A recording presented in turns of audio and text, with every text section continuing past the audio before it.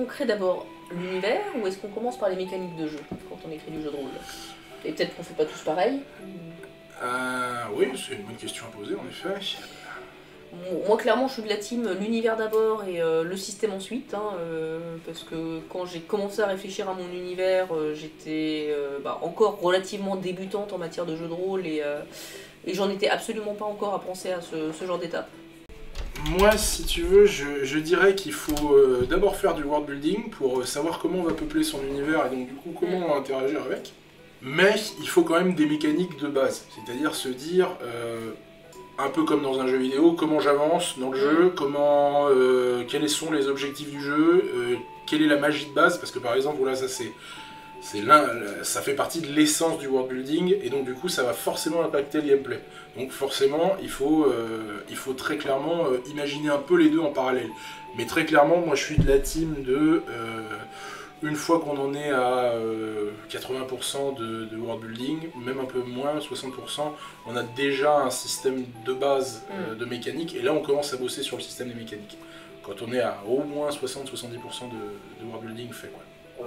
Moi, je vous rejoins sur ce point-là parce que quand j'ai commencé à être MJ, donc j'ai fait du Knight, sauf que le système de Knight pour être MJ était encore un peu compliqué, je connaissais pas suffisamment bien. Du coup, j'avais repris vraiment le système d'un bout à l'autre de aventure, et ça a d'ailleurs été la première version de système qui a existé pour mon propre univers derrière. Aujourd'hui, c'est un système un peu plus retravaillé pour permettre un petit peu plus de liberté, que ce soit aux joueurs ou à MJ. Mais très clairement, pour moi, le lore impacte les mécaniques, mais techniquement, les mécaniques, on peut prendre un système déjà existant, et ça peut être du plug and play dessus. Ça peut très très bien se passer. Je connais quelqu'un autour de moi qui fait l'inverse, qui fait d'abord les mécaniques et puis qui après travaille sur son lore. Je pense que ça demande une organisation beaucoup trop importante pour ma petite tête, parce que malgré tout, même si le lore il n'est pas posé sur le papier, je suppose que dans ce cas-là il est au moins très complet en tête. Et quand moi je vois le nombre de notes que j'ai de partout, les fichiers différents, c'est pas possible. Faire un système mécanique avant de faire le lore, je sais que pour ma personne c'est pas possible. Ah bah, et après, il y a des gens qui mangent le burger en mangeant d'abord le pain, ensuite les tomates, ensuite la salade, parce qu'au final, tout finit par de la bouillie dans l'estomac. Mais moi, ça me paraît pas évident. Moi, je pense qu'il faut croquer à pleines dents le JDR, parce que sinon, ça va être... comment dire, soit on écrit un livre, une histoire, quand on fait que du world building. Moi, c'est un peu parti de là aussi. Voilà. Soit on fait que de la mécanique et donc du coup ça devient un jeu vidéo presque. Donc je sais pas. Le jeu de rôle, c'est l'entre-deux. Le jeu de rôle pour moi c'est le proto jeu vidéo quoi. Maintenant très clairement il y a des jeux vidéo qui concurrencent le jeu de rôle. Il y a même des jeux vidéo qui sont dans des univers de jeux de rôle. Donc la limite est floue. Mais très concrètement, pour moi, le MJ faisait base d'ordinateur et d'IA, et les joueurs étaient... les joueurs, ça n'a pas changé.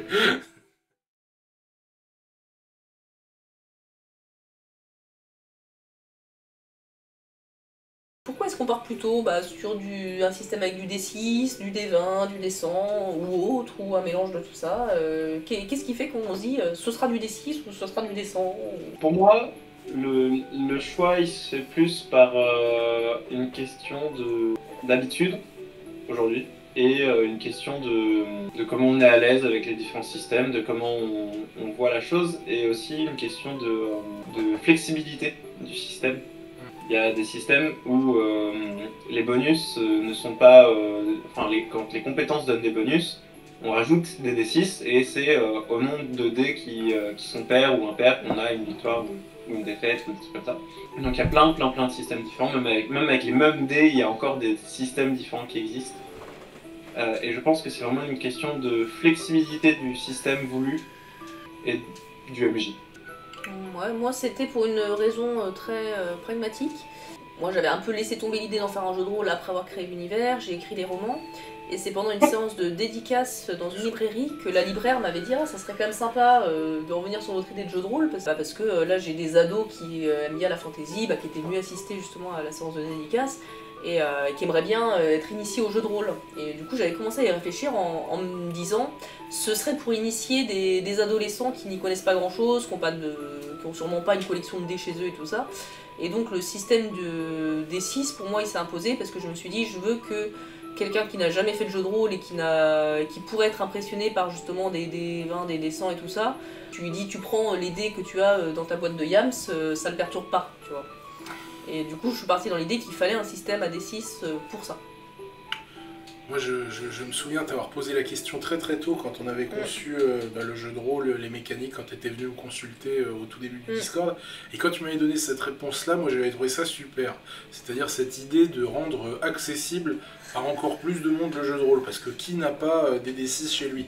C'est vrai que ça, c'est une question qui est hyper pertinente et qu'on se pose pas chez les rôlistes parce que tous les rôlistes ont des dés. Okay, tous les rôlistes collectionnent les dés, ils en ont 30 fois trop, ils joueront jamais certains ou ils en jouent plus avec d'autres. Un système avec qui nécessite d'avoir 50 des 20, oh quel dommage, je vais devoir acheter 3 sets. Non mais voilà, non mais ça, et ouais voilà, justement il y a des éditeurs qui ont bien compris le système et qui se sont dit, ouais, je vais faire un système à 10 des 10, c'est abominable, il y a une mafia des dés et des fabricants de règles. D'ailleurs, là, depuis qu'on joue à tête haute, moi je me suis mise sur des tables pour les enfants, parce qu'il y avait de la demande. Et aussi parce que j'avais mes enfants en garde les soirs où on y allait, du coup je me suis dit il va falloir les occuper. Et là du coup je vais les faire jouer à partir de la prochaine fois sur de l'éclaïon simplifié, du coup parce que finalement avec des D6 et en bougeant un tout petit peu le système, je me suis rendu compte que c'était parfaitement accessible, même à 6 ans de faire de l'éclaïon du coup. Moi, pour la question de l'accessibilité des dés, j'avoue que moi je me suis pas posé la question parce que quand j'ai commencé le JDR, j'avais pas d'argent de poche parce que j'étais ado, etc. Et j'avais pas de dés, j'avais que des D6. En fait, il y avait des applications sur téléphone. Donc j'ai pris une application, j'ai dit à mes amis de faire pareil, puis on avait tous notre application, puis on lançait nos dés en fait sur une application et. T'as des armées organisées parce que. La question. Et aujourd'hui, oui, je commence à avoir une belle petite collection de dés à tel point qu'ils ne tiennent plus dans ma tour à dés. Voilà. Je commence à avoir plusieurs poches de dés. Un vrai rôliste. Mais tu vois, t'as des amis organisés parce que moi je vais te dire, au milieu d'une soirée, dire à des gars allez, venez, on installe tous une appli. Certains, c'est compliqué. Hein. Déjà pour les organiser, pour aller chercher le pain à la boulangerie, c'est pas facile.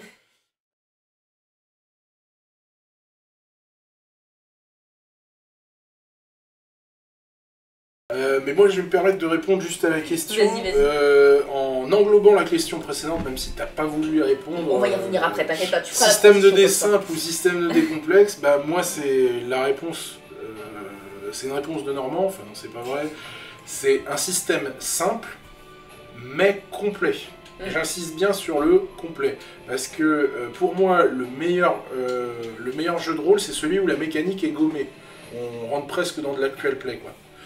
Enfin, du moins, ça, c'est ce que moi je recherche en tant que MJ. Je sais que tout le monde n'est pas d'accord avec ça, et c'est pour ça que moi je rentre en désaccord avec des systèmes de jeu qui sont trop complexes, où il y a trop de mécaniques, où il faut se dire attends 2 secondes, je me lève, je vais regarder ma fiche, j'utilise le pouvoir numéro 8400. Okay. C'est pour ça que j'aime pas Donjons et Dragons d'ailleurs.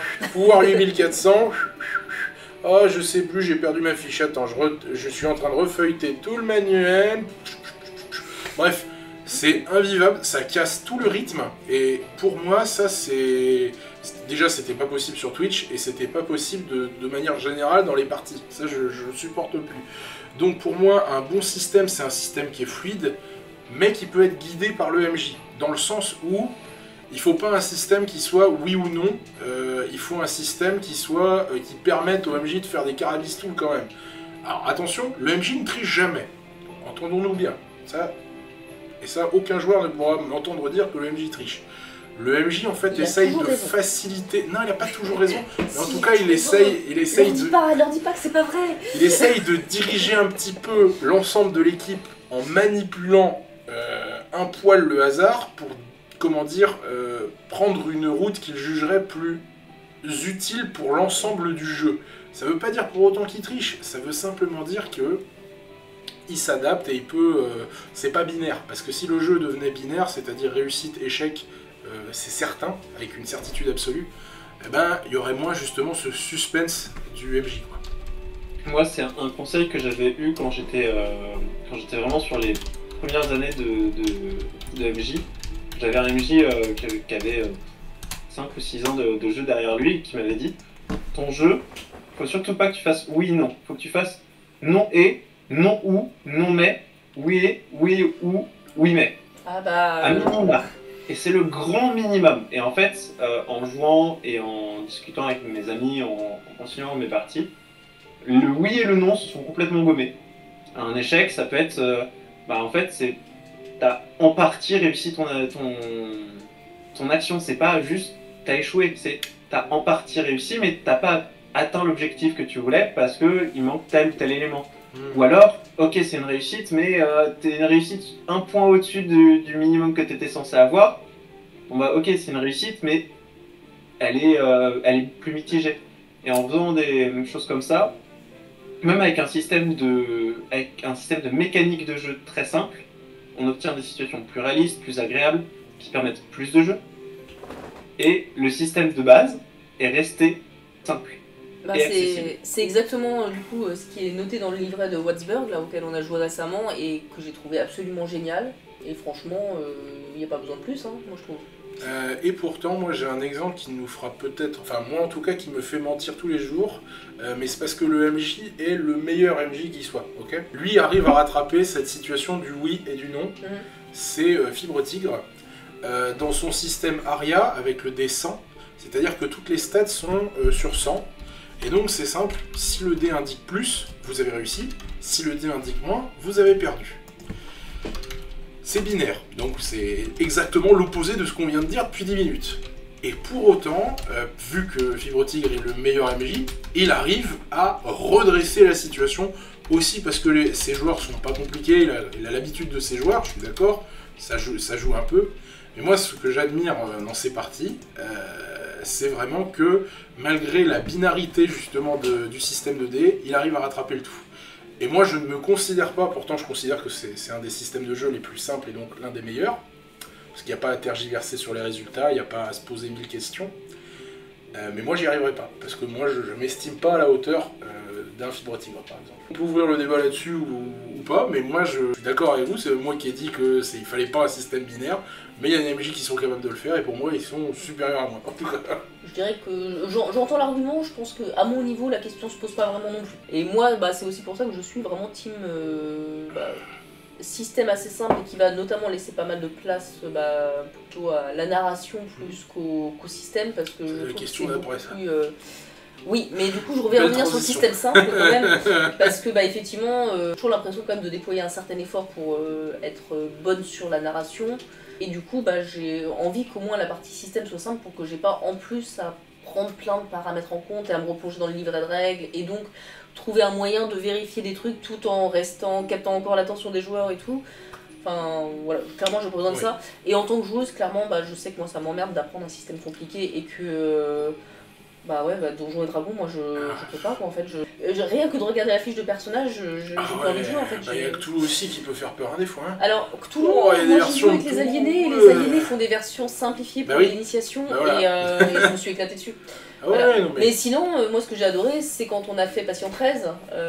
Patient 13, voilà, au moins c'est facile, tu as une feuille blanche et de temps en temps on te demande de jeter un dé, bonheur quoi. Ça c'est un point qu'on n'a pas évoqué, mais une fiche de personnage, moi c'est une page. Hein. Et attention, hein, pas une page recto verso. Et moi j'ai pour habitude de voir mes joueurs, si c'est noté au dos de la feuille, c'est oublié. Et voilà, parce que la feuille tu la retrouves pas, donc c'est mort. Justement, tout l'art quand on fait de la création, justement, de mécanique, c'est que tout doit tenir dans une page. Et ça, moi je me souviens, tu m'avais un poil restreint là quand j'avais voulu faire une deuxième version, parce que justement je m'étais un peu enflammé. Elle m'a dit non mais... Alors, il y a trop de trucs. J'ai fait, putain, c'est vrai qu'il y a trop de trucs. Ça va pas passer sur une page. Et cet argument seul de ça va pas passer sur une page m'a fait dire, ok, ça dégage. Faut se mettre à la place du joueur en tant que MJ. Et si t'es là à fouiller tes notes, machin, truc bidule. Et encore, ça c'est pour les joueurs les plus assidus. Vous connaissez beaucoup de joueurs, vous, même de D&D, qui vont apprendre le livre de magie Alors si vous avez des joueurs exceptionnels, oui, mais moi les 3 quarts du temps ils me disent j'utilise le pouvoir, tu sais celui que j'utilise jamais là, point magique de lévitation de mon cul, et là t'es là, putain, il est où dans le livret celui-là, il fait quoi, j'en sais rien moi. T'as des systèmes où tu t'amuses pas, moi j'ai l'exemple d'un système, il s'appelle, le jeu de rôle s'appelle Ars Magica, donc désolé pour tous les fans d'Ars Magica, mais c'est de la merde, pour la bonne et simple raison que c'est un univers médiéval ultra réaliste, donc en gros tu tombes de ton armure, enfin tu tombes de ton cheval en armure, t'es mort. Et par contre, il est bouffé par un système de magie qui prend 80% du livre de jeu, du livre de règles. Donc il combine le pire, entre guillemets, de l'univers en termes de fun, et le pire de la mécanique magique, c'est comme ça que je l'appelle en tout cas, c'est-à-dire le bouquin de règles chiant avec 7000 pages. Je suis peut-être un petit peu salé, mais Non, il fallait que ça sorte.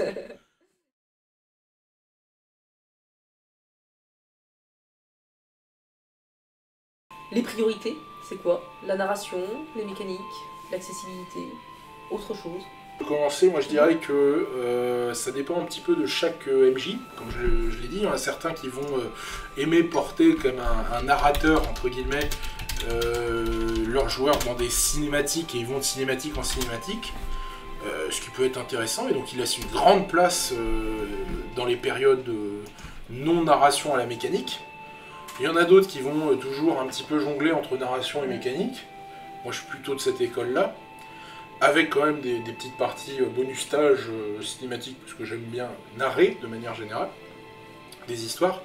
Donc si je devais donner un réel ratio, je dirais que c'est 60% pour moi de narration, 30% de... non, 10% de mécanique.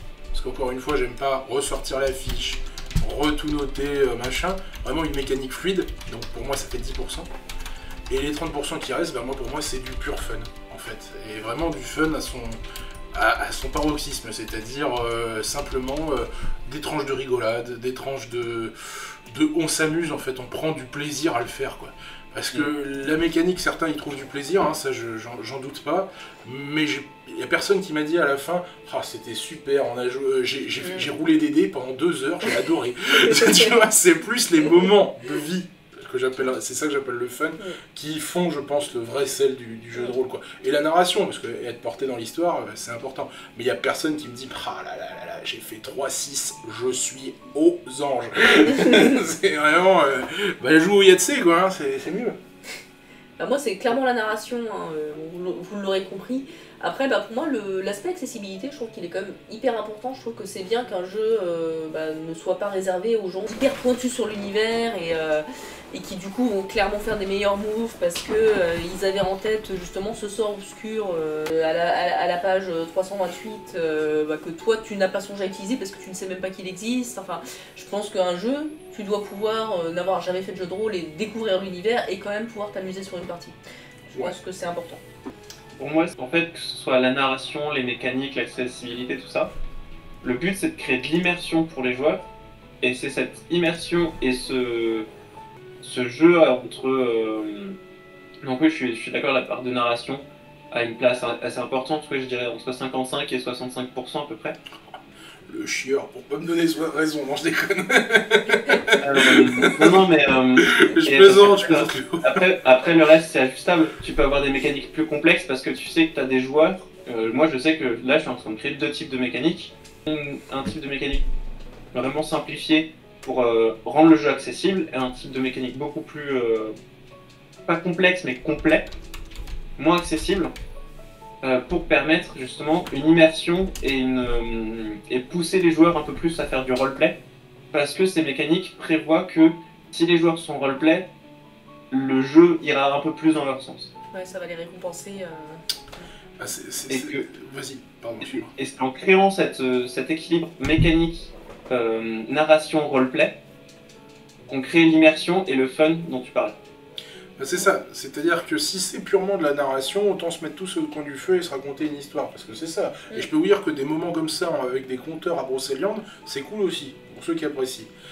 Mais moi, la partie jeu de rôle, c'est vraiment d'incarner un personnage et d'avoir la main sur son propre destin en tant que joueur, et pas simplement d'être guidé à travers un tapis roulant. C'est ça aussi qui crée le fun. Puis aussi, c'est le fait de déstabiliser quelquefois un peu le MJ dans sa narration même, qui pour les joueurs est un plaisir absolu, et pour le MJ, on va pas se mentir, ça fait plaisir aussi des fois d'être surpris. Disons que ça dépend à quel point, quand tu te retrouves à jeter plusieurs feuilles de scénario. Mais ça, si t'as pas pris plaisir à faire ça, mon grand, c'est que je n'ai rien compris au déplaisir d'être MJ. Que, genre, jeter toute une partie de ton fil rouge parce que les joueurs ont fait que c'est plus possible, c'est toujours un petit peu rageant. Oh bah, il y a toujours un petit côté, bah mince, je l'ai fait entre guillemets pour rien, tu vois. Ouais, mais il y a 3 phases dans le deuil, on va dire haha, je suis surpris, mais je suis dans la merde. Deuxième phase, putain, comment je vais récupérer mon fil rouge. Et le troisième phase, l'acceptation du deuil, c'est putain, bon, faut changer le fil rouge. C'est ça entre guillemets le classico, en tout cas chez moi, quoi.